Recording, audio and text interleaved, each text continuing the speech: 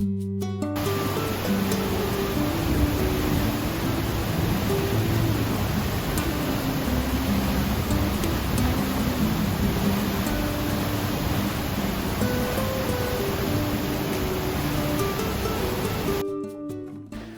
morning and welcome to the online devotion from Mount Gilead Church. My name is Mike Bridgewater and today is August 12th, 2022, and I got my good friend here, Jack Heaston, and we're going to talk about the Shrewd manager. The Shrewd manager out of Luke 16. Tell us a little bit about the little background here. We've been last week, Jack, we talked about the cost of being a disciple in Luke 14, and I'm looking here in my Bible. There's just all sorts of red letters here. Right, that means Jesus is saying an awful lot, right? He is saying an awful lot. Well, one of the things that I think comes forth when you start studying the parables is that the teachings of Jesus aren't mamby-pamby, wimpy type teaching. Yeah. Jesus taught kingdom messages, and the messages sometimes meant commitment. It meant sacrifice. It meant serving. It meant persevering. A lot more things, I think, than sometimes we give to the teachings of Jesus. The gospel of Jesus Christ is grace, but it's not cheap grace.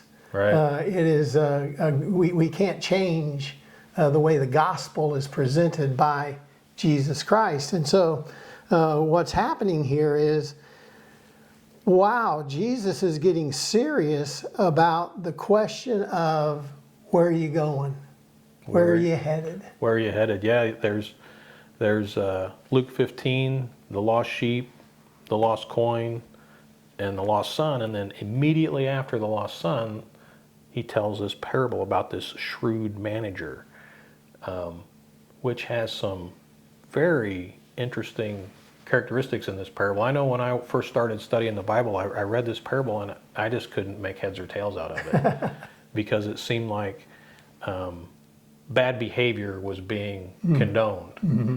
And that's really not the case in what's going on, because you really have to understand who the characters are in the parable and what the shrewd manager is doing and what his dishonest boss as well does, and how he responds, and you know, the dishonest boss is just a dishonest boss. It's right. He doesn't represent God or Jesus or anything. But the point of this parable is significant to us as disciples. Very much so. And I think what the Bible does quite often is it constitutes money with our lives. Mm-hmm. In other words, what you have, what you've earned, or what you've received, or what you've been given in this life is, if it was money, then that represents a value of life, something that you can take into eternity with you. And that's what this parable does. It kind of likens this worldly servant, steward, who doesn't do well as a manager of the money of the rich guy. Yeah. And so what he's going to do now is he's going to make sure he gets his when it comes to the time, that he's going to need it. Right. Because he squandered it. He messed up. Yeah. Let's just go through it real quick and talk about it as we go through it. It says, this is right out of Luke 16. It says, Jesus told this story to his disciples. And it says, there was a certain rich man who had a manager handling his affairs. One day a report came to the manager was wasting his employer's money. So the employer called him in and said, "What is this I hear about you? Get your report in order because you are going to be fired." So this guy's a steward, and we as Christians are called to be stewards. And what's the main characteristic of a steward? Well, a steward is management. You are managing something that isn't yours. And you're to be faithful. And you are to be faithful with that management. But so the manager thought to himself, he's a schemer. He says, "Now what? My boss has fired me. I don't have the strength to dig ditches, and I'm too proud to beg. I know what I'll do to ensure that I have plenty of friends who will give me a home when I'm fired." So he's planning ahead, right? Yeah, he's planning ahead. He's hoping he's got a good personality, I guess. So he invites each person in that owed money to his employer to come and discuss the situation. And he asked the first one, "How much do you owe him?" And the man replied, "I owe him 800 gallons of olive oil." So the manager told him, "Take the bill and quickly change it to 400 gallons. "And how much do you owe my employer?" he asked the next man. "I owe him 1,000 bushels of wheat," was the reply. Here the manager said, "Take the bill and change it to 800 bushels. So they're talking about oil and bushels of wheat. I mean, that doesn't mean anything to us today, but It means a lot of money in the first century. in the first century, he was cutting some pretty big deals with somebody else's money. He was giving away a lot. He was saving these guys a lot of money. Yeah. And then it says his boss, the rich man, had to admire the dishonest rascal for being so shrewd. So the boss was like, "Well, that was a pretty wily thing you did there. You cut these guys' bills so that they'll take care of you in the future."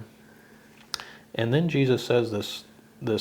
He turns it. He turns it and he says, "And it is true that the children of this world are more shrewd in dealing with the world around them than are the children of light."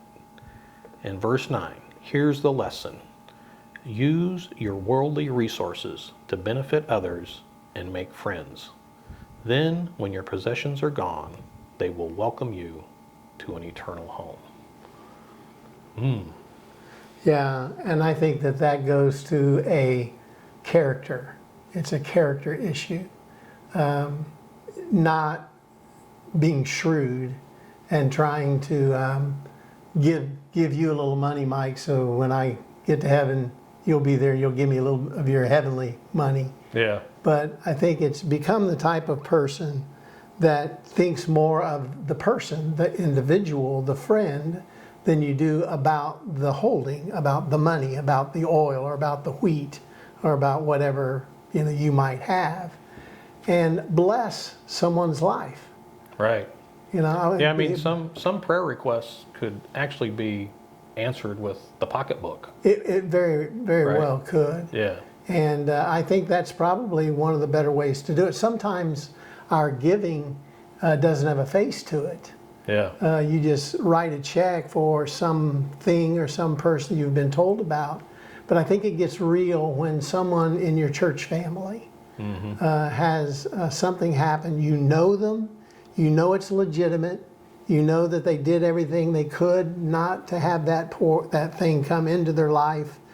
And so you know that the need is real. Yeah. And then at that moment in time, to go in and make a substantial gift to somebody like that, to be able to get them over the hump, or maybe even save them from losing a home, or whatever the case might be, that comes from a heart that is a Christ-like heart, a loving heart, using it. And if you're that type of person who gives instead of looks selfishly at what you're getting or gaining, then I think what the parable would say is, when you get to the kingdom of heaven, you're going to have tons and tons and tons of friends, which is better than all that money and wheat and oil and olive oil in the first place. Yeah.